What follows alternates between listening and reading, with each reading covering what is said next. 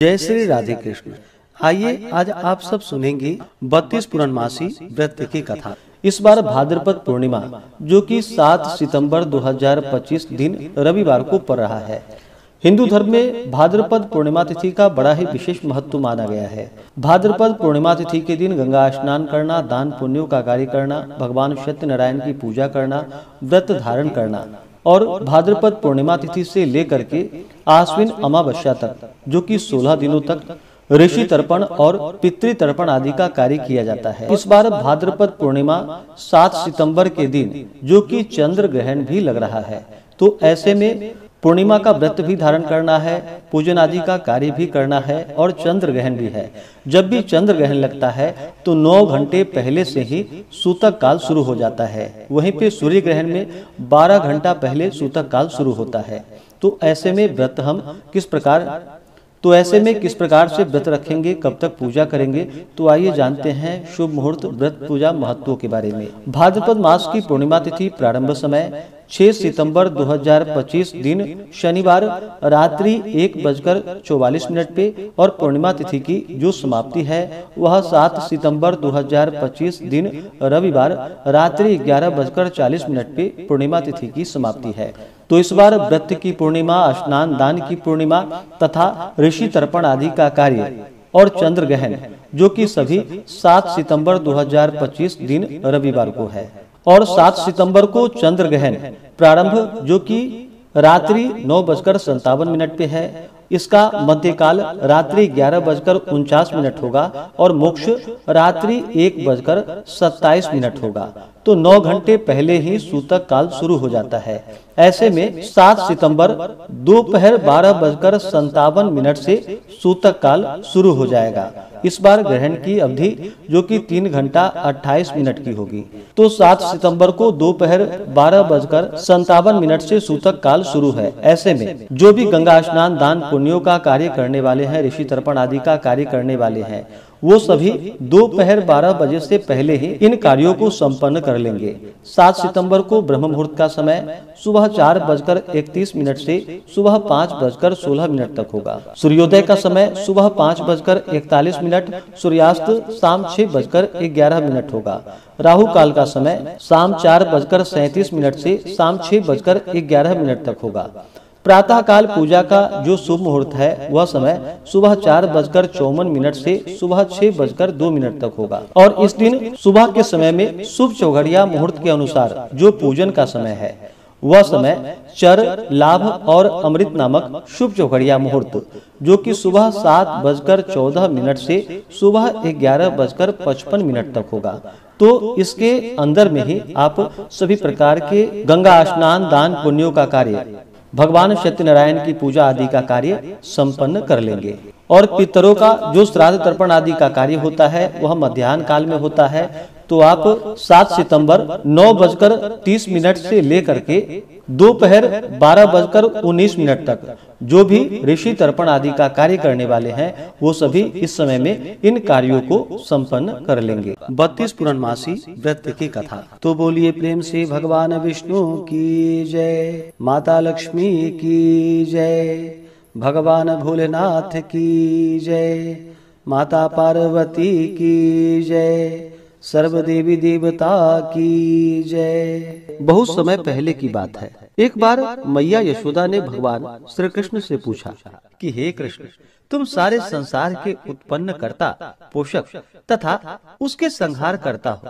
आज कोई ऐसा व्रत मुझे कहो जिसके करने से मृत्यु लोक में स्त्रियों को विधवा होने का भय न रहे तथा यह व्रत सभी मनुष्यों की मनोकामनाएं पूर्ण करने वाला हो। तब भगवान श्री कृष्ण कहने लगे कि हे माता, आपने बड़ा ही सुंदर प्रश्न किया है। मैं आपसे ऐसे ही व्रत को सविस्तार कहूँगा। सौभाग्य की प्राप्ति के लिए स्त्रियों को 32 पूर्णमासियों का व्रत करना चाहिए। इस व्रत के करने से स्त्रियों को सौभाग्य, संपत्ति मिलती है।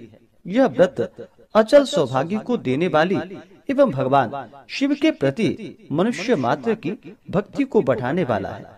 यशोदा माता ने कहा कि हे कृष्ण, सर्वप्रथम इस व्रत को मृत्यु लोक में किसने किया था, इसके विषय में मुझे सविस्तार कहो। भगवान श्री कृष्ण कहने लगे कि इस भूमंडल पर एक अत्यंत प्रसिद्ध राजा, जो कि चंद्रहास नाम से पालित अनेक प्रकार के रत्नों से परिपूर्ण कातिका नाम की एक नगरी थी। वहाँ पर धनेश्वर नाम का एक ब्राह्मण रहता था और उसकी स्त्री अति सुशीला रूपवती थी।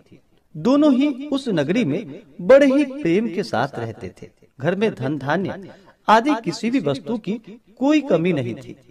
उनको एक बड़ा सा दुख था कि उनके पास उनकी कोई संतान नहीं थी। इस दुख से वह अत्यंत दुखी रहते थे। एक समय एक बड़ा तपस्वी योगी उस नगरी में आया।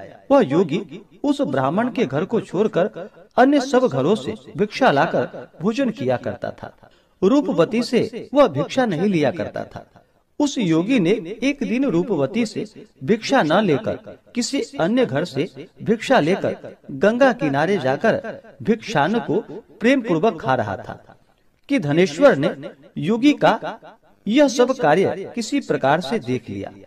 अपने भिक्षा के अनादर से दुखी होकर धनेश्वर योगी से बोला कि हे महात्मन, आप सब घरों से भिक्षा लेते हैं, परंतु मेरे घर की भिक्षा कभी भी नहीं लेते। इसका क्या कारण है? योगी ने कहा कि निसंतान के घर की भीख पतितों के अन्न के तुल्य होती है, और जो पतितों का अन्न खाता है वह भी पतित हो जाता है। चूंकि तुम निसंतान हो, अतः पतित हो जाने के भय से मैं तुम्हारे घर की भिक्षा नहीं लेता हूँ। धनेश्वर यह बात सुनकर अपने मन में बहुत दुखी हुआ और हाथ जोड़कर योगी के पैरों में गिर पड़ा तथा अंतर्भाव से कहने लगा कि हे महाराज, यदि ऐसा है तो आप मुझको पुत्र प्राप्ति का उपाय बतलाइए। आप सर्वज्ञ हैं, मुझ पर अवश्य ही कृपा कीजिए। धन की मेरे घर में कोई कमी नहीं, परंतु मैं पुत्र न होने के कारण अत्यंत दुखी हूँ। आप मेरे इस दुख का हरण करें। आप सामर्थ्यवान हैं। यह सुनकर योगी कहने लगे कि हे ब्राह्मण, तुम चंडी की आराधना करो। घर आकर उसने अपने स्त्री से सब वृतांत कहा और स्वयं तप के निमित्त वन में चला गया। वन में जाकर उसने चंडी देवी की उपासना की और उपवास किया। चंडी ने 16वें दिन उसको स्वप्न में दर्शन दिया और कहा कि हे धनेश्वर, जा, तेरा पुत्र होगा, परंतु वह 16 वर्ष की आयु में ही मृत्यु को प्राप्त हो जाएगा। यदि तुम दोनों स्त्री पुरुष 32 पूर्णमासियों का व्रत विधि पूर्वक करोगे तो वह दीर्घायु होगा। जितनी तुम्हारी सामर्थ्य हो आटे के दिए बनाकर शिव जी का पूजन करना, परंतु पूर्णमासी को 32 जो जानी चाहिए। प्रातः काल होने पर इस स्थान के समीप ही तुम्हें एक आम का वृक्ष दिखाई देगा। उस पर तुम चढ़कर एक फल तोड़कर शीघ्र अपने घर चले जाना। अपनी स्त्री से सब वृतांत कहना। ऋतु स्नान के पश्चात वह स्वच्छ होकर भगवान शंकर जी का ध्यान करके उस फल को खा लेगी। तब शंकर भगवान की कृपा से उसको गर्भ हो जाएगा। जब वह ब्राह्मण प्रातः काल उठा तो उसने उस स्थान के पास ही एक आम का वृक्ष देखा, जिस पर एक अत्यंत सुंदर आम का फल लगा हुआ था। उस ब्राह्मण ने उस आम के वृक्ष पे चढ़कर उस फल को तोड़ने का प्रयत्न किया, परंतु वृक्ष पर कई बार प्रयत्न करने पर भी वह न चढ़ पाया। तब तो उस ब्राह्मण को बहुत चिंता हुई और विघ्न विनाशक भगवान श्री गणेश जी की वंदना करने लगा। हे दयानिधे, अपने भक्तों को विघ्नों का आप नाश करने वाले हैं, उनके मंगल कार्यों को पूर्ण करने वाले हैं, दुष्टों का नाश करने वाले हैं, रिद्धि सिद्धि देने वाले। आप मुझ पर कृपा करके इतना बल दे कि मैं अपने मनोरथ को पूर्ण कर सकूं। इस प्रकार गणेश जी की प्रार्थना करने पर उनकी कृपा से धनेश्वर वृक्ष पर चढ़ गया और उसने एक अति सुंदर आम का फल देखा। उसने विचार किया कि जो वरदान से फल मिला है वह यह है और कोई फल दिखाई नहीं देता। उस धनेश्वर ब्राह्मण ने जल्दी से उस फल को तोड़कर अपनी स्त्री को लाकर दे दिया और उसकी स्त्री ने अपनी पति के कथा के अनुसार उस फल को खा लिया और वह गर्भवती हो गई। देवी जी की असीम कृपा से उसे एक अत्यंत सुंदर पुत्र उत्पन्न हुआ, जिसका नाम उन्होंने देवी दास रखा। माता पिता के हर्ष और शोक के साथ साथ वह बालक शुक्ल पक्ष के चंद्रमा की भांति अपने पिता के घर में बढ़ने लगा।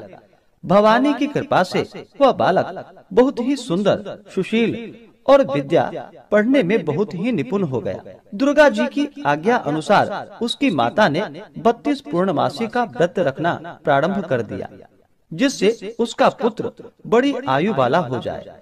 16वां वर्ष लगते ही देवीदास की माता पिता को बड़ी चिंता हो गई कि कहीं उसके पुत्र की इस वर्ष मृत्यु ना हो जाए। इसलिए उन्होंने अपने मन में विचार किया कि यदि यह दुर्घटना उसके सामने हो गई तो वह कैसे सहन करेगा। अस्तु उन्होंने देवीदास के मामा को बुलवाया और कहा कि हमारी इच्छा है कि देवीदास 1 वर्ष तक काशी में जाकर विद्या अध्ययन करे और उसको अकेला भी नहीं छोड़ना चाहिए।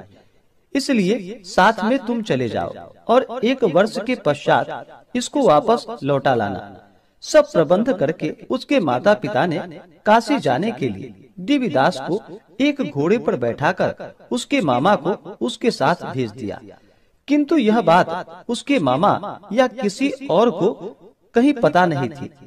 धनेश्वर ने सपत्नीक अपने पुत्र की मंगल कामना तथा दीर्घायु के लिए भगवती दुर्गा की आराधना और पूर्णमासियों का व्रत करना आरंभ कर दिया।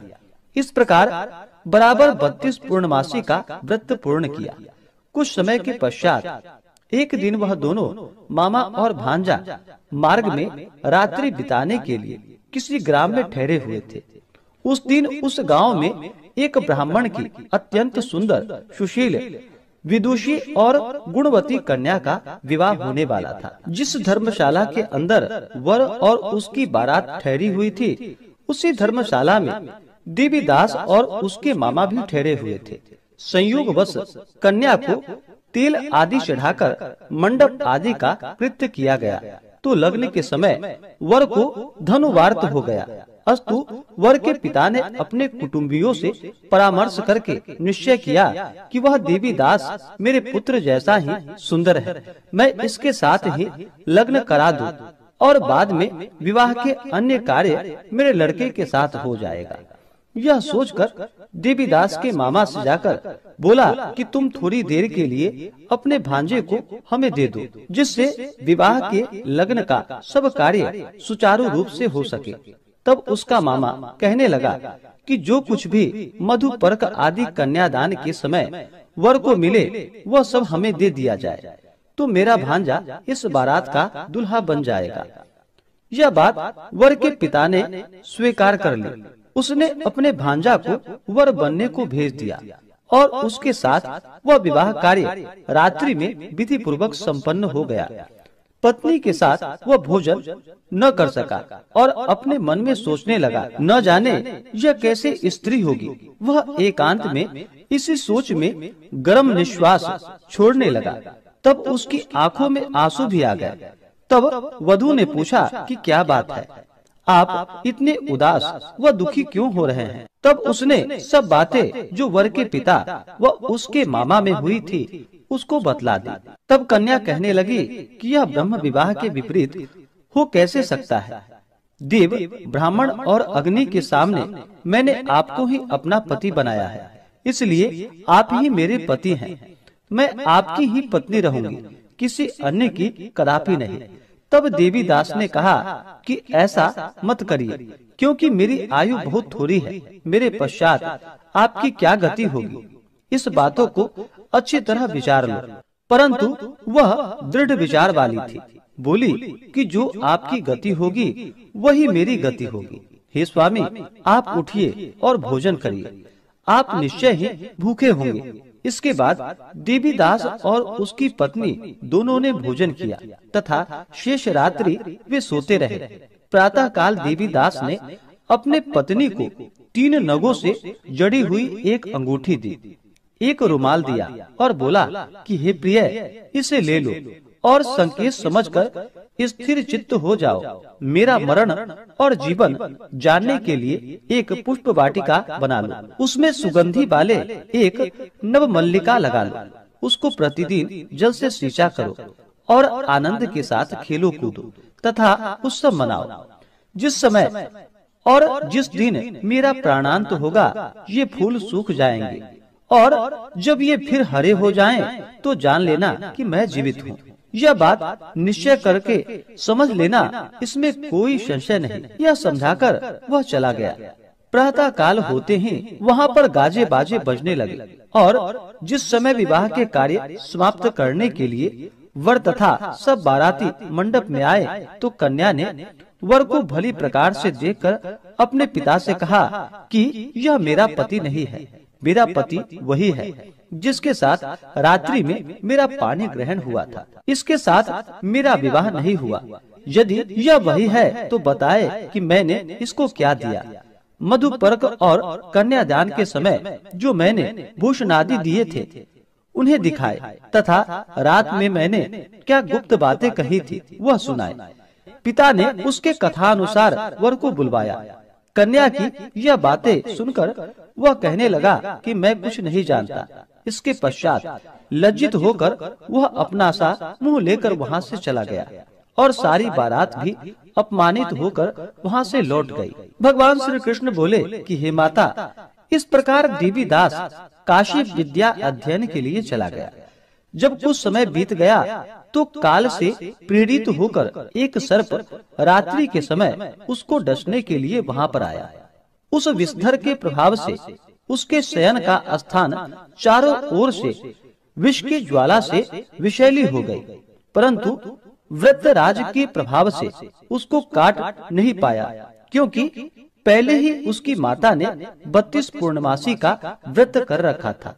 इसके बाद मध्याह्न के समय स्वयं काल वहाँ पर आया और उसके शरीर से उसके प्राणों को निकालने का प्रयत्न करने लगा, जिससे वह मूर्छित होकर पृथ्वी पर गिर पड़ा। भगवान की कृपा से उसी समय पार्वती जी के साथ भगवान शंकर जी वहाँ से आ गए। उसको मूर्छित दशा में देखकर माता पार्वती जी ने भगवान शंकर से प्रार्थना की कि हे प्रभु, इस बालक की माता ने पहले 32 पूर्णमासी का व्रत किया था, जिसके प्रभाव से हे भगवान आप इसको प्राण दान दे। भवानी के कहने पर भक्त वत्सल भगवान श्री शिव जी ने उसको प्राण दान दे दिया। इस व्रत के प्रभाव से काल को पीछे हटना पड़ा और देवीदास स्वस्थ होकर बैठ गया। उधर उसकी स्त्री उसके काल की प्रतीक्षा किया करती थी। जब उसने देखा कि उस पुष्प वाटिका में पत्र पुष्प कुछ भी नहीं रहे, तो उसको अत्यंत आश्चर्य हुआ, और जब वह वैसे ही हरी भरी हो गई तो वह जान गई कि वह जीवित हो गए हैं। यह देखकर बहुत प्रसन्न मन से अपने पिता से कहने लगी कि पिताजी, मेरे पति जीवित हैं, आप उनको ढूंढिए। जब 16वां वर्ष व्यतीत हो गया तो देवीदास भी अपने मामा के साथ काशी से चल दिया। इधर उसे उसके ससुर उसको ढूंढने के लिए अपने घर से जाने वाले थे। वह दोनों मामा भांजा वहाँ पर उसी समय आ गए। उनको आया देखकर उसका ससुर बड़ा ही प्रसन्नता के साथ अपने घर में उसे ले गया। उस समय नगर के निवासी भी वहाँ पर इकट्ठे हो गए और सबने निश्चय किया कि अवश्य ही इस बालक के साथ इस कन्या का विवाह हुआ था। उस बालक को जब कन्या ने देखा तो वह पहचान ली और कहा कि यह तो वही है जो संकेत करके गए थे।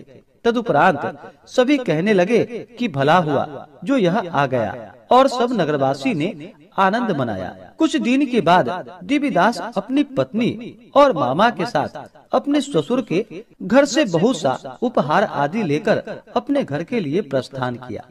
जब वह अपने गांव के निकट आ गया तो कई लोगों ने उसको देखकर उसके माता पिता को पहले ही जाकर सारी खबर बता दी। तुम्हारा पुत्र देवीदास अपनी पत्नी और मामा के सहित आ रहा है। ऐसा समाचार सुनकर पहले तो उन्हें विश्वास ही नहीं हुआ, किंतु जब और लोगों ने भी आकर उनकी बात का समर्थन किया तो उनको बड़ा आश्चर्य हुआ। लेकिन थोड़ी देर में ही देवीदास ने आकर अपने माता पिता के चरणों में अपना सिर रखकर उन्हें प्रणाम किया, और उसकी पत्नी ने अपने सास व ससुर के चरणों को स्पर्श किए। तो माता पिता ने अपने पुत्र और पुत्र वधू को अपने हृदय से लगा लिया और दोनों की आंखों में प्रेमाश्रु बहने लगे।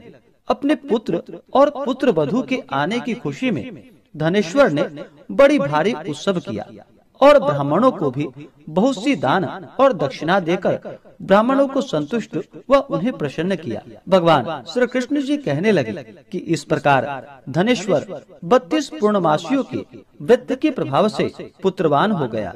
जो भी स्त्रियां इस व्रत को करती हैं, वे जन्म जन्मांतर में वैधव्य का दुख नहीं भोगती और सदैव सौभाग्यवती रहती हैं। यह मेरा वचन है, इसमें कोई भी संदेह नहीं है। यह व्रत पुत्र पौत्रों को देने वाला तथा संपूर्ण मनोकामनाओं को पूर्ण करने वाला है। 32 पूर्णमासियों के व्रत करने से व्रती की सभी इच्छाएं भगवान शिव जी की कृपा से पूर्ण हो जाती हैं। तो बोलिए प्रेम से भगवान विष्णु की जय, माता लक्ष्मी की जय, भगवान श्री कृष्ण की जय, भगवान भोलेनाथ की जय, माता पार्वती की जय, सर्व देवी देवता की जय। तो आशा करता हूँ कि यह जानकारी आपको अच्छा लगा हो। ऐसे ही ज्ञानवर्धक जानकारियाँ प्राप्त करते रहने के लिए चैनल पे अगर आप पहली बार आए हैं तो चैनल को लाल बटन दबा करके सब्सक्राइब करें, साथ में बेल आइकन घंटी को दबाएं ताकि आने वाली वीडियो का नोटिफिकेशन आपको समय से मिलता रहे।